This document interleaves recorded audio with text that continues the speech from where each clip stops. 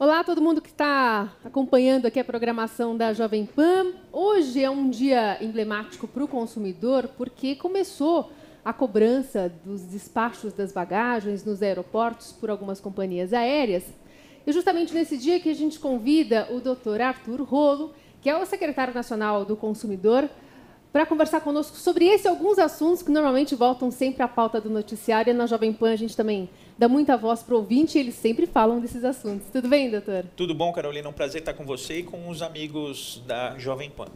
Bom, hoje realmente essa confusão, as pessoas ainda no aeroporto, a maioria já informada, mas a maioria também contrariada sobre essa cobrança. O que de fato dá para fazer, levando em conta que há possibilidades dessa decisão ser revogada ou ser, enfim, cancelada de alguma forma? O que o consumidor pode fazer nesse momento, já nessa parte de embarque, e o que ele pode esperar nas próximas semanas ou meses?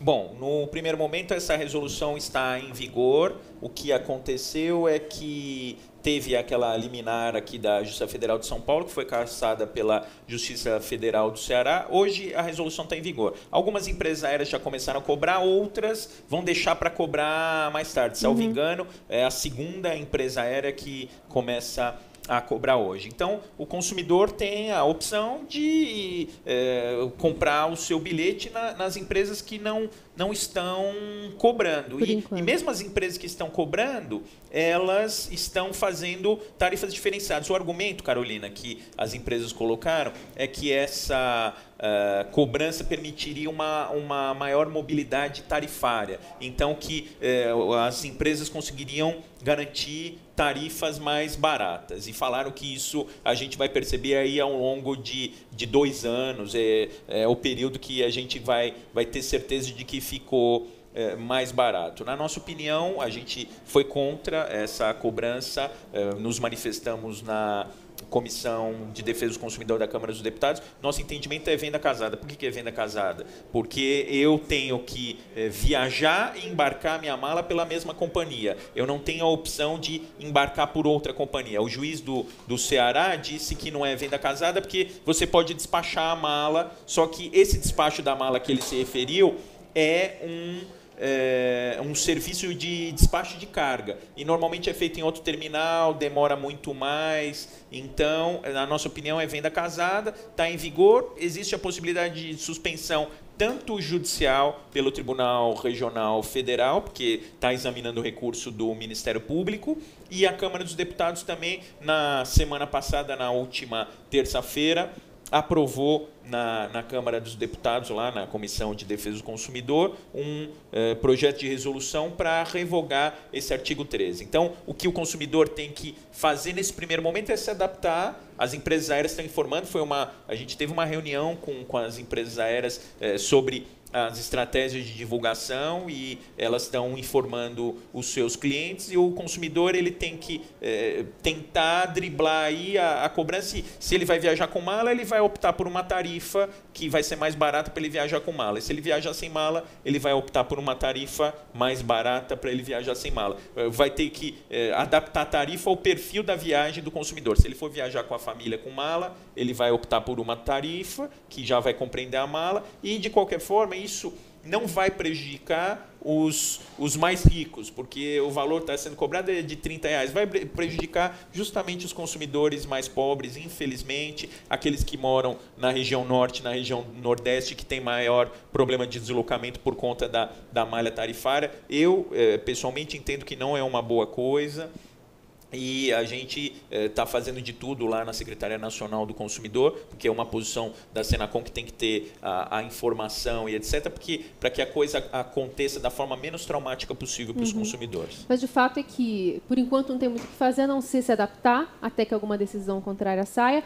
Agora, a Secretaria também está de olho nas tarifas, essa promessa de 2 anos aí baixar. Não sei se nesse primeiro momento já teve alguma modificação, uma mudança. Estamos de olho nas tarifas e, em breve, vai ser marcada também na Câmara dos Deputados uma audiência pública para discutir tarifa, porque hoje, dependendo da tarifa que você compra, você paga uma taxa de cancelamento de 85% e ainda tem que pagar mais a taxa de alteração do bilhete, ou seja, você acaba perdendo tudo que você pagou.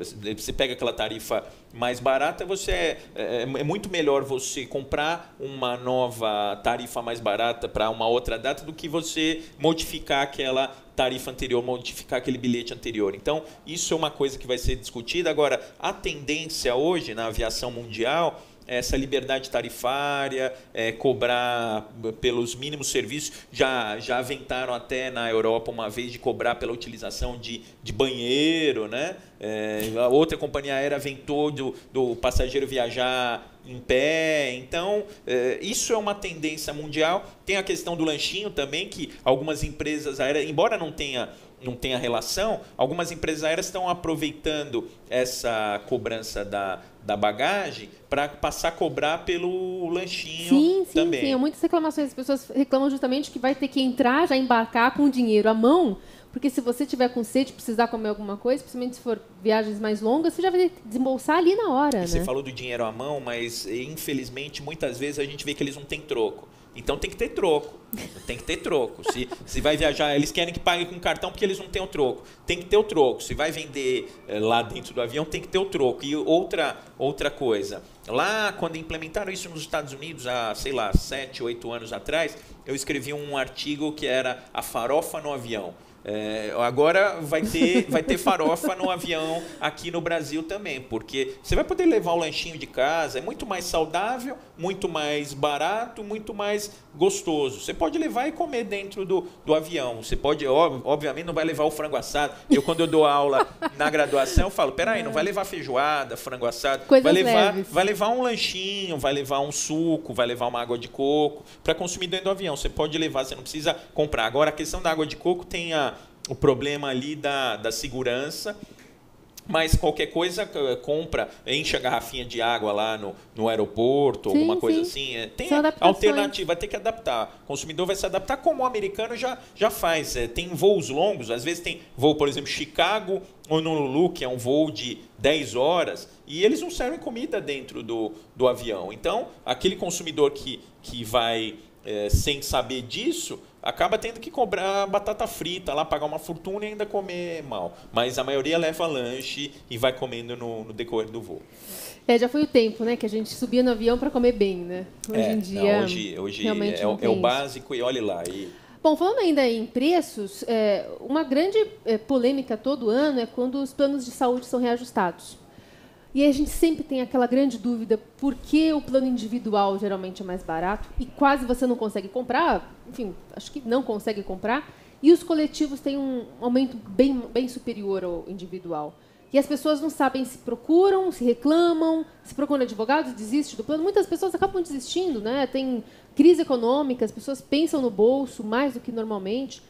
Qual que é essa aritmética que a gente não entende? Bom, 13,55%, Carolina, é o reajuste dos planos individuais autorizado pela ANS para o ano de 2017. Agora, 20% da população hoje tem plano individual. Como você disse, 80% da população tem plano coletivo. E a estimativa para os planos coletivos é de reajustes superiores a 20%, porque além da inflação do setor médico do período, eles jogam o que a gente chama de reajuste de sinistralidade. Reajuste de sinistralidade, que é o reajuste em função da utilização do plano. Então, e aí, como é que fica? Por que essa distinção entre plano individual e plano coletivo? O que aconteceu é que a Lei 9656 de 98, a Lei dos Planos de Saúde, estabeleceu o seguinte, que só reajuste de plano individual vai ser regulado pela ANS, o do coletivo não, é livremente negociado entre o plano de saúde e a empresa. Estabeleceu que só plano individual não pode ter rescisão unilateral do contrato, coletivo pode ter rescisão unilateral do contrato, ou seja, acabou dando uma maleabilidade muito maior os planos de saúde nos coletivos do que nos individuais. Porque nos coletivos, eles que definem o reajuste. A gente está falando de 20%, eu já vi casos de 26%, 27% no ano passado. Quem aguenta pagar? Se a gente considerar 20%, hein, que é o mínimo ali que provavelmente vão reajustar os planos coletivos. 20%. 5 anos, 100%. Mais um reajuste. A cada 5 anos você tem aquele reajuste de faixa etária.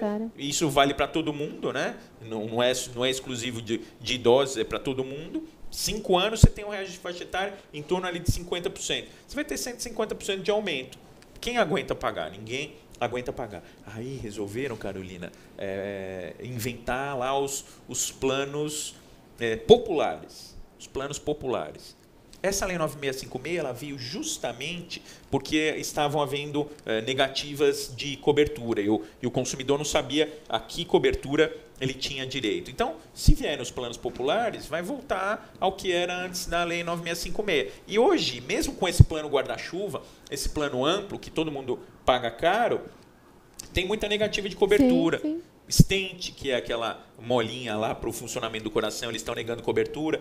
Home care estão negando cobertura e muitos têm que judicializar. Eles falam, judicialização da saúde. Muito em função da conduta dos próprios planos de saúde. Precisamos tomar cuidado também, porque às vezes incluem... Eu estava numa audiência pública na semana passada na Câmara dos Deputados para falar de inclusão das despesas de alimentação com acompanhante.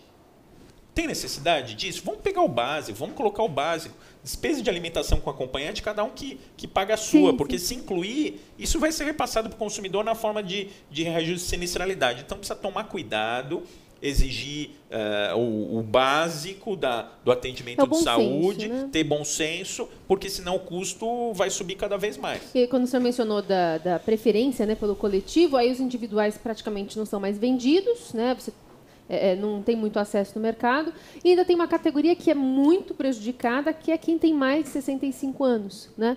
Que aí já entra só na última faixa etária, depois daquela divisão, da redistribuição da faixa. Os planos e as operadoras dizem que ficou mais difícil fazer a balança, o equilíbrio do mutualismo, e vai todo mundo naquela lá. E o preço é absurdo, né? Um idoso que precisa de saúde, precisa de... Pelo menos tenta ter às vezes tem o plano de saúde a vida inteira e quando chega acha que vai ter tranquilidade. Quando chega, fica mais velho, isso não acontece. E aí essa faixa etária também está meio descoberta. Porque também tem o Estatuto do Idoso que não permite o aumento. Enfim, é uma armadilha, né, doutor? Essa questão dos idosos é um problema muito sério. Eles não negam a contratação de idosos porque eles não podem, mas eles falam, não, eu vendo o plano de saúde para você por R$5.000 por mês. Isso. Quem aguenta pagar R$5.000 por mês? Aí, planos de saúde específicos voltados para os idosos acabaram ganhando mercado, né? Acabaram ganhando mercado e os idosos têm buscado esse caminho. E aqueles consumidores também que não estão conseguindo pagar o plano de saúde estão buscando clínicas populares, também, que é um mercado que tem crescido bastante. Enfim, a população vai se adaptando, os idosos vão se adaptando, buscando planos específicos para idosos. E não é o cenário ideal. As empresas reclamam, falam que estão precisando de receita, mas, na verdade, na minha opinião, Carolina, precisava eliminar o intermediário. Hoje, em todo o contrato coletivo, você tem uma administradora de benefício. Essa administradora de benefício, ela também tem a sua remuneração, também tem o seu lucro. Então, na minha opinião, tem que retirar essa administradora de benefício para estabelecer uma relação direta. E é nisso que a gente vai estabelecer um grupo temático de plano de saúde, e vamos colocar nesse grupo temático também representantes de empresas, mas eu acho que o caminho é eliminar justamente os intermediários. Tem umas ideias também de VGBL da saúde, né? Você pagaria um valor mensal enquanto você tem, na teoria, uma renda melhor ou mais uma autonomia para depois ser compensado lá atrás, lá na frente. Mas também é tudo o campo das ideias, né? Então, mas isso, a saúde privada e a saúde pública são problemas mundiais, né? A gente vê a discussão lá nos Estados Unidos do Obamacare, fica Obamacare, não fica Obamacare. Então, são problemas mundiais. Aqui não é diferente. Agora, verdade seja dita, a gente tem uma das melhores saúdes privadas do mundo e também o nosso sistema Único de Saúde também é considerado dos melhores do mundo pela quantidade de atendimentos que tem, complexidade dos atendimentos. Então, a gente reclama da nossa saúde pública e privada, mas se a gente olhar para os outros países, aí a gente vai ver que não estamos tão mal assim. Bom, tem um novo decreto do SAC, que o senhor está debruçado sobre. Fala mais sobre ele. Então, a gente está lá, porque o decreto do SAC fala em ligações telefônicas, 0800, etc., e não contempla as novas mídias, não contempla WhatsApp, não contempla redes sociais, Facebook, Twitter, e hoje em dia essas ferramentas são muito utilizadas. Então, a gente precisa rediscutir, esse decreto aí acho que já tem mais de 10 anos, né? Não contempla essas novas tecnologias, então a gente está fazendo um grupo temático para discutir, para contemplar inteligência artificial. Tem bancos, por exemplo, que já estão utilizando com sucesso a inteligência artificial, englobar o WhatsApp, esses aplicativos, as novas tecnologias, as redes sociais, enfim, dar uma modernizada nesse decreto e voltar a cobrar com força das empresas, porque por conta aí, eu acho, da desatualização, ele acabou caindo meio no esquecimento. E uma das coisas mais importantes desse decreto, que na prática não está funcionando e a gente precisa fazer voltar a funcionar, porque é um mecanismo de proteção do consumidor, é justamente o direito à obtenção da gravação telefônica. Está no artigo 15, parágrafo 3º do decreto, que é uma segurança, que é uma segurança para o consumidor, e os consumidores vêm exigindo e as empresas ficam direcionando para outros canais e não entregam a gravação para o consumidor. E essa discussão inclui agregar novos canais, mas inutilizar alguns também? Não, a gente não tem como inutilizar ainda o canal 0800. Né? A gente não tem como inutilizar. A gente vai ter que manter. Pensando na pluralidade do país. A gente vai ter que manter, principalmente nas regiões norte e nordeste, sim. É um canal ainda bastante utilizado. A gente precisa ter em conta que o nosso país tem dimensões continentais. Então, a gente vai ter que manter esse canal. Mas uma questão que a gente precisa contemplar é a utilização da internet sem cobrar da franquia. Como é o 0800, sem cobrança, é possível esse serviço também de atendimento via internet, quando ele for falar com a empresa, que a empresa pague esse custo e que não debite no plano de dados do consumidor. E que o consumidor consiga acessar esse serviço. Isso já é um pouco mais complexo, talvez isso até não seja possível de fazer. E falar que para você acessar um serviço gratuito, digital de uma empresa, você tem que ter um plano de dados válido e com crédito. Mas o ideal seria que ele pudesse acessar até sem crédito, porque às vezes você quer acompanhar lá a sua utilização do plano de dados e se você não consegue acessar a internet, você não consegue acompanhar, saber se você utilizou ou não para poder reclamar para a empresa. Bom, um outro assunto é a limitação, falando aí da internet, a limitação da banda larga. Aparentemente saiu da pauta do governo, especialmente quando foi lançado o novo satélite, né? O ministro frisou bastante isso, mas essa discussão ainda está tramitando. O Brasil, com certeza, não encontraria tantos países fora para fazer essa comparação, porque todo mundo está pensando em internet das coisas e a gente está pensando em limitação de banda larga. Como é que o Brasil se posiciona e tem discutido o assunto, doutor? Bom, isso é um tema também que está em tramitação na Câmara dos Deputados, e a nossa preocupação com a internet limitada, principalmente residencial, é justamente a internet das coisas. A tendência das pessoas estarem cada vez mais conectadas e demandarem muito mais internet, e a grande utilização da internet se dá em casa. A ideia das empresas do setor eles dizem, colocar a internet brasileira no cenário mundial. Quando a gente participou da audiência pública, eu falei, quer colocar a internet brasileira no cenário mundial? Vamos começar pelo preço e pela qualidade. Sim. Então, eu peguei um demonstrativo, uma pesquisa que a gente fez pela internet e provou que a internet brasileira consome um percentual muito maior do salário mínimo do que nos Estados Unidos e na Europa. Então, a internet é uma internet cara e a qualidade ainda é ruim. Os índices de medição utilizados pela Anatel, eles pegam regiões muito largas. Então, às vezes, nessa região você tem uma média e é em função da média que a Anatel avalia, é o cumprimento do padrão, mas a gente tem determinadas regiões que têm um acesso muito acima da média e determinadas regiões que têm um acesso muito abaixo da média. Então, a gente precisa reduzir esses espectros de medição para ter um índice de qualidade melhor do serviço e baixar o preço. E aí, baixando o preço, aí o consumidor vai poder optar. Mas esse padrão de internet, aí um plano, acho que é de 10 mega que eles sugeriram, é um padrão que com a era da internet das coisas, etc., não tem o mínimo sentido, vai ser consumido muito rápido. Então, a gente defende a internet livre, a gente defende, ainda mais, né, após o lançamento do satélite, que a ideia é justamente universalizar a internet. A gente tem zonas ainda, por exemplo, eu tive, não faz muito tempo, lá na região norte, eles ainda têm um problema sério de acesso em determinadas localidades. Né? Lugares, tem dificuldades ainda de acesso à internet. Então, a gente quer internet livre, quer universalizar. E cada vez mais vai baratear. Hoje em dia, tem empresas aí que, buscando os dados do consumidor, pretendem abrir um sinal livre de internet em troca dos dados. E o pagamento desse sinal livre vai ser justamente a utilização dos dados do consumidor. É uma outra coisa que também a gente vai ter que se debruçar aí mais para frente, essa regulamentação dos dados, que aqui a gente ainda não tem uma lei definindo. Para concluir nossa conversa, a gente está recebendo aqui o Dr. Arthur Rollo no estúdio da Jovem Pan. Falta de peça de reposição é um dilema que o brasileiro tem enfrentado com mais frequência. Agora, tem uma explicação para isso, doutor? Então, eu achava que não tinha, né? Eu falava, não tem lógica. Tem peça para o produto, mas não tem peça de reposição. Aí, eu conversando com a indústria, né, eles me disseram o seguinte: parece que tem uma alíquota diferente.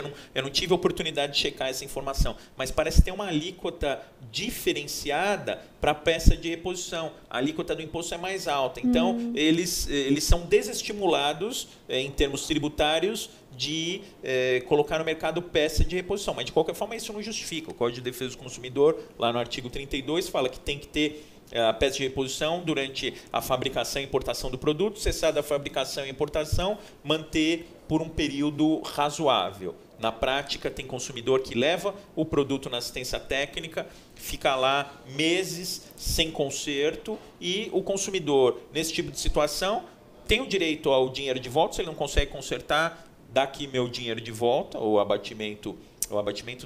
o valor pago pelo produto monetariamente corrigido, né? Ou uma substituição do produto por um outro idêntico. Sim. Sem problema. Então, se não tem peça de reposição, o fabricante é responsável. Tem que devolver o dinheiro do consumidor ou substituir o produto por um outro sem esse problema. E a gente está falando de um problema que é generalizado, não é para eletrodoméstico, não é para peça de carro? Generalizado, é para tudo. É para tudo. Não tem muitos casos de consumidores, infelizmente, que deixam produtos para consertar e fica aguardando peça de reposição por meses. Aí coisa de 2, 3 meses. Isso é um absurdo. Sim. Então, precisamos melhorar isso. Eu vou checar essa informação tributária e, realmente, se tiver uma diferença de alíquota, a minha ideia é trabalhar para que a alíquota seja igualada, para ir... acabar com essa distorção, de qualquer forma, não tem desculpa, mas que pode haver uma distorção, um desestímulo à peça de reposição, a gente precisa averiguar. Doutor Arthur Rollo, hoje conosco aqui na Jovem Pan, secretário nacional do consumidor, num dia que a gente tem discutido bastante, especialmente as questões das bagagens, mas não deixa de, quando vem para cá, fazer o pacote para falar sobre vários assuntos que estão permeando o noticiário. Doutor, obrigada, viu? Eu que agradeço, Carolina. Um prazer estar aqui com você. Até a próxima.